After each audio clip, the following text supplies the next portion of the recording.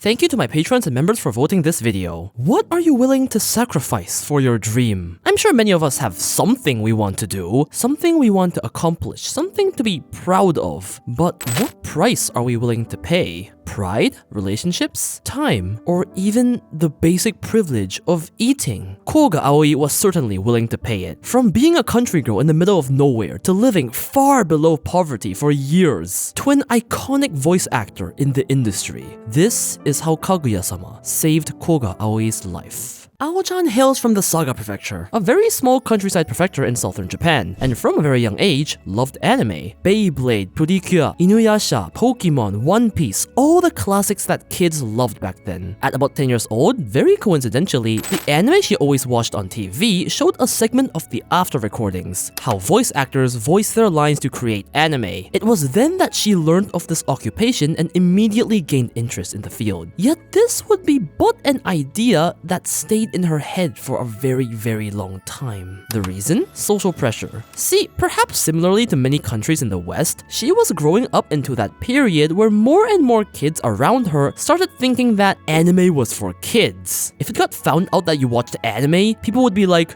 "Really? How old are you? You're still watching anime?" Yes, this happens in Japan too. And so, fearing backlash, she would just spout random popular occupations like a vet or a beautician as her dream and went with the flow, not even able to tell her good friends. Over the next decade, her otaku side would only grow stronger, rushing home to watch shows like Genesis of Aquarion, and eventually in high school, she even made otaku friends who she'd watch Angel Beats together with and bawl on the way home. However, because everyone around her was just aiming to stay in the Saga Prefecture, just aiming to be a government or office worker with no strong ambitions, going to Tokyo for an industry with no guarantee for any success was just some pipe dream of a random country girl, and even with these otaku friends, she just couldn't bring herself to say her dream. Something so ridiculously out of line. This pipe dream and situation lasted years, almost a decade, and she really hated this side of her. The fact that she couldn't ever say her real opinions, always scared of some social stigma, it felt as if she was trapped. Yet the anime characters she's always watched could always live freely to their ideals, no matter how weird they were, without a care in the world. And she admired it. If I became a voice actor, perhaps I could experience living like that, she had always thought. That's why Ao-chan ingrained in her mind that this dream occupation would become the meaning of her life. And this state of not telling anyone would last until Ao-chan was 18 years old, on the verge of graduating high school during her careers discussion, where she finally built up the courage to tell her teacher that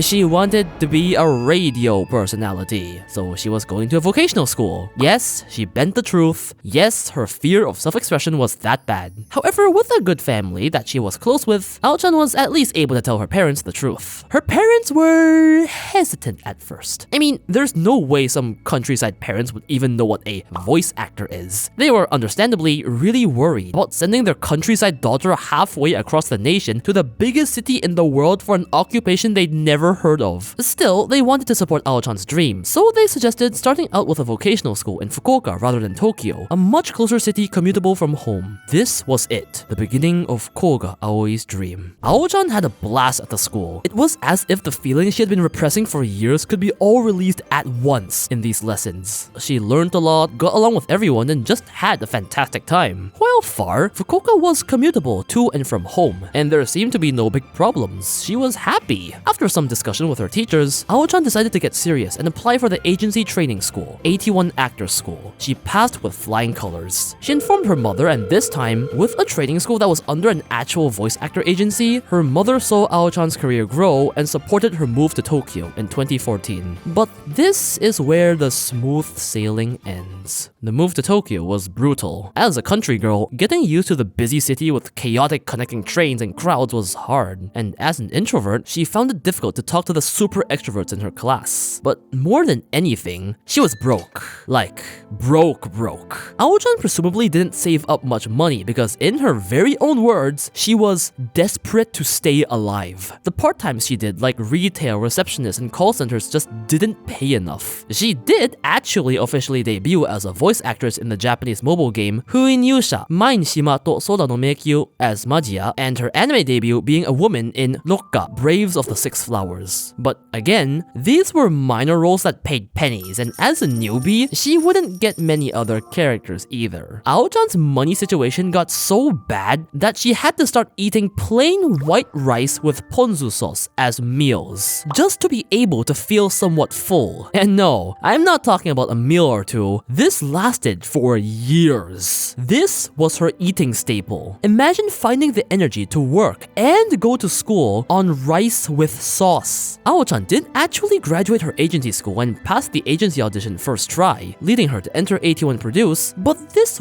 wasn't the case for actual auditions for roles. Even under an agency, she didn't get any, and so her money problem never went away. She was always broke. The best meals she got were instant curries sent by her family, and the best roles she got were random side characters that barely mattered and barely paid. From 2015 to 2018, the most significant roles Ao-chan got were probably Hanabi in Mahou Shoujo Nadia Girls, cause it was at least a main character, although it has the lowest mal score I have ever seen in doing seiyuu research. Sora from Tenchi no Sanpi, as an actual band was formed from this in real life, with Ao-chan playing the drums, although its popularity was nothing spectacular. And Yuri from 2-Car, cause again, at least its main character. Other than this, it was absolutely nothing that mattered for 4 whole years, and being basically in starvation for almost 4 years. She just kept failing all the auditions she went to, and it looked extremely bleak. Ao-chan recalls times of breaking down while calling her mom from failing auditions at first. Maybe I'm not suited for this. I can't do this anymore. While all her mother could do was provide life advice and emotional support. Yet even though she was suffering so much, she couldn't actually bring herself to stop. Asking her parents for help felt shameful, and she just felt she couldn't just give up and go back to Saga. It'd be embarrassing to just go back like that, but more than anything, this was her dream. She told herself that this was the meaning of her life. Ao-chan said she constantly reminded herself, what would she even have come to Tokyo for? To waste a few years suffering, accomplishing nothing but a broken dream? She would never let herself just go back to Saga. After 4 years of this mindset, roles for a certain anime were up for audition as she once again applied. Kaguya-sama, Love is War. At this point, Ao-chan was desperate. She was praying just for something to come. She was already 25, having accomplished absolutely nothing. She was scared for her future. She hoped for just one success, just for this one audition to not fail. And as if fate, Kaguya, the main character's role, was decided. Koga Aoi. This success came after so much failure that even Ao-chan's manager was put to tears. And when you hear the story behind how she was chosen, it really does feel like some sort of miracle, divine intervention. 監督ね、実はね、丸ついてなかったんですよ。絶対使えないでしょ。いや、使える。ただ、監督、自分のとこ来て、古賀さんいいっすねって。後から丸になる。実は後から。It's easy to see now after how big Kaguya-sama has gotten, but even back then, this was an anime adaptation getting a lot of hype. Not only was the manga fairly popular, winning 3rd place in the Next Manga Awards in 2017, but more importantly, it was announced that the OP would be done by Masayuki Suzuki. Us weebs may now know him as the Kaguya-sama guy, but this guy has been big for a long time. By that, I mean he was already viral 30 years ago, appearing on national television at Kohaku, and starting from the 2000s, has been known in Japan as the king of love songs. He is extremely popular with the older generation. So imagine inviting this guy, the king of love songs, connected to a completely different audience from the otaku, to do your anime opening, something he never does. All this alongside a top-tier studio in A1, it's no surprise that it would attract attention. And as expected, the anime did indeed blow up, but some people were actually very worried with the choice of Koga Aoi. Some not happy. Why would the producers choose a complete newbie for such a big upcoming show? Many were expecting, wanting a big name for such an established IP with so much hype behind it. These concerns were very quickly shut up when the anime actually aired.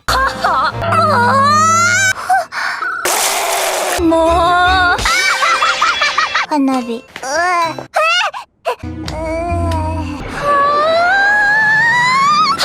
おかわいいこと Aochan's performance as Kaguya was universally praised. From the pitch changes, to the emotions, to the weird noises, it quickly became ingrained in many people that there could not have been a better choice for Kaguya. Aochan wasn't just voicing Kaguya, she was Kaguya. The director had struck gold. The show went on to blow up with multiple seasons, being one of the few anime to temporarily hold the highest rated of all time on MAL. But more importantly, with this single role, Koga Aoi's life was changed. Kaguya was a role that showed off Aochan's insane range and flexibility, and with a hit show like this, everyone saw her talents. The world now knew the name Koga Aoi, especially with Kaguya winning her the Best Main Character Award at the Seiyuu Awards in 2019 and the Best Character Award at the New Type Seiyuu Awards in 2020. And the thing is, it wasn't even just the show that boosted Aochan's popularity. Kaguya-sama also has one of the best radio shows in history, hosted by Aochan and Konomi Kohara, Chika's voice actress.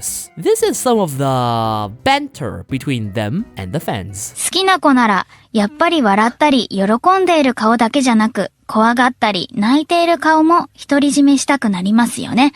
私今日はこのテンションにならないのかなと思っていたんですけれども、まずはあおちゃんの意見を聞こうかな。牢屋へ。この方は牢屋へお願いします。This is genuinely one of the funniest radio shows I have ever seen, and Koe Monogatari has a huge playlist on YouTube with all the great moments translated, so please have a look. This insane radio show would not only win the Best Female Radio in the Anime Radio Awards 2020, but more importantly, really solidified a different side of Koga Aoi to all the Kaguya fans. In some ways, she really was like Kaguya, being god-awful at expressing herself, but in other ways, she was the polar opposite of Kaguya, a cute, awkward, lovable dork with empty thoughts, not big brain strategies. It made people fans of Aochan, not just Kaguya-sama. The Kaguya-sama special broadcast even did a whole episode on Aochan's story, aka much of what I have told you in this video, making people want to support her for her tear-jerking backstory, myself included. And the live action? Aochan didn't play Kaguya, but she appeared in the movie as a cinema staff, just as a cameo, because that really is how much Kaguya's brand has been connected to Aochan. Kaguya is Aochan. To this very day, if you ask a weeb if they know Koga Aoi, 90% of the time they'll know her as Kaguya, unless they're a Genshin fan. Kaguya-sama alone, really, and I cannot state this enough, skyrocketed Aochan's name. And finally, after so many failures, the roles would start rolling in. Roles including Rosalia from Honkai 3rd, Nadoha in Railgun, Love in Masha, Ange from Princess Prince, Rose from the Slave Isekai, Ling from Link Click, Komi-san, Kiwi from BDSM Yuri, Aki from Remake Our Life, Konoha from 16-Bit Sensation, Mona from My Senpai is Annoying, Tsubaki in Fate's Strange Fate, recently a freed wife in ReZero, and probably the most iconic one outside of Kaguya,